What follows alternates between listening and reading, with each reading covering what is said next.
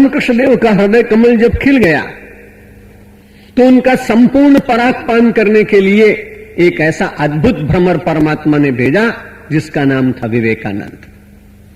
जब वो पहुंचे तो तुरंत रामकृष्ण देव अट्टहास करके उन्हें देख करके प्रमोदित हुए, आनंदित हुए। बहुत युवक जाया करते थे पर ठाकुर के मन में कोई बहुत प्रसन्नता नहीं होती थी।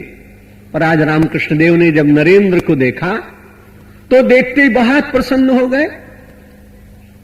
उन्होंने कहा, लोग कहा करते कि रामकृष्ण देव के ऊपर कभी कभी पागलपन आता है, इसलिए हो सकता है कि अपने पागलपन के क्षणों में मुझे देख करके और ये बहुत जोर से हंसने लगे हो। थोड़ी देर तक बैठे रहे। ठाकुर ने पूछा, युवक तुम क्यों आए हो? उसने कहा, आपका बड़ा यश श्रवण किया था इसलिए आया। पर कई आपके आलोचक कहा करते थे कि वो कभी कभी पागलपन में भी रहते हैं। और ये विचित्र क्षण था कि जिस समय मैं दर्शन करने आपका आया उस समय आपके ऊपर पागलपन था, ऐसा लगा। रामकृष्ण देव ने कहा, नरेंद्र एक बात याद रखना, संसार में जितनी लड़ाइयां हुई हैं वो बुद्धिमानों के द्वारा हुई हैं। संसार में जितने युद्ध हुए वो बुद्धिमानों की बुद्धि की देन है, लेकिन पागल और बुद्धुओं ने कम से कम समाज में लड़ाइयां नहीं कराई, युद्ध नहीं कराई, इसलिए पागल इतना बुरा नहीं होता जितना तुम समझते हो। यह सुनते ही नरेंद्र के मन में तो विचित्र सी बात जागी। बाबा ने कहा, मैं जानते हो तुम क्यों हंसा हूं? मैंने बहुत सारे युवकों को देखा लेकिन किसी में कोई कमल का दर्शन नहीं हुआ। आज जब तुम मेरे पास आए तब मुझे तुम्हारे भीतर द्विदल, पंचदल, दशदल, शतदल ऐसे कमल का नहीं, आज तो मुझे तेरे भीतर सहस्रदल कमल का दर्शन हुआ।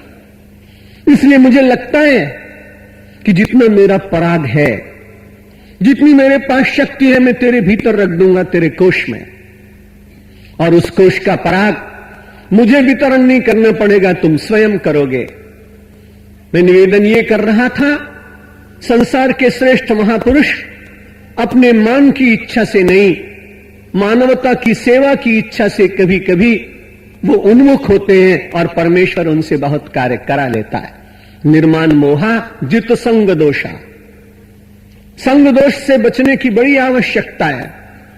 नारद जी ने अपने भक्ति सूत्रों में कहा, दुसंगः सर्वथैव त्याज्यः। गोस्वामी तुलसीदास जी महाराज ने कहा, नरक में महाराज थोड़े दिन रखना, बरु भलो बास नरक करताता, अरे दुष्ट संग जनि देई विधाता। दुसंग की प्राप्ति न हो ऐसी प्रार्थना गोस्वामी तुलसीदास जी महाराज करते हैं।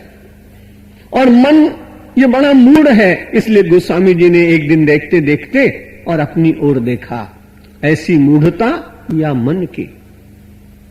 परिहर राम भगत सुर सरिता, आस करत ओस कण की, ऐसी मूढ़ता या मन की। अपने मन की मूढ़ता का वर्णन करते गोस्वामी तुलसीदास जी ने कहा, परमात्मा ने बड़ी कृपा करके भक्ति की सरिता में स्नान करने का अवसर दिया। मनुष्य तन भक्ति में स्नान करना चाहे तो कोई भैंस स्नान थोड़ी कर सकेगी। आपने कितने तबेले यहां देखे होंगे, जब भी मौका मिलता है तो भैंस तो कीचड़ के पानी में बैठ जाती है। केवल मनुष्य को ही अधिकार प्राप्त है कि वो शुद्ध जल में स्नान करे, शुद्ध विचारों में स्नान करे, भक्ति के सरोवर में डूब जाए, भक्ति के सिंधु में अवगाहन करता हुआ उसमें निमज्जित आमज्जित होने का प्रयत्न करने लगे। ये मनुष्य को अधिकार दिया गया।